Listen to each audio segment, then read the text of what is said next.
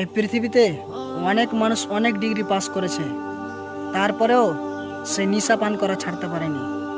অনেক নেশা পান করে, গুল গুটকা আর অনেক ইত্যাদি। কিন্তু সে একবারও ভাবনা চিন্তা করেনি যে আল্লাহ সুবহানাহু ওয়া তাআলা যখন তাকে তার মায়ের পেটে দিয়েছিল, তখন তার যে খাবারের প্রয়োজন ছিল, সেই খাবারটা তার মায়ের নোংরা পেটের খাবার তার পেটে পৌঁছাচ্ছিল। কিন্তু কিভাবে জানেন?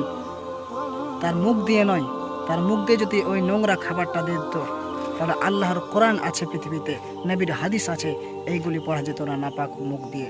তার জন্য আল্লাহ সুবহানাহু ওয়া তাআলা তিনি তার মায়ের নারীর সঙ্গে সেই ছেলেটার লেভির সঙ্গে জয়েন্ট করে খাবারগুলি তার পেটে পৌঁছে দিত।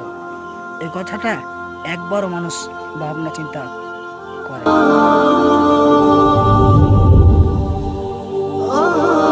এই পৃথিবীতে অনেক মানুষ অনেক জায়গায় আড্ডা দেয়, তারপরেও আল্লাহর ঘরে মসজিদে যে আল্লাহকে একটা কোনো সময় দেয় না।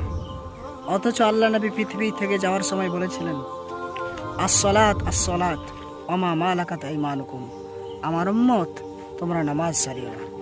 আজ মুসলমান সেই নবীর কথাটাও মানল।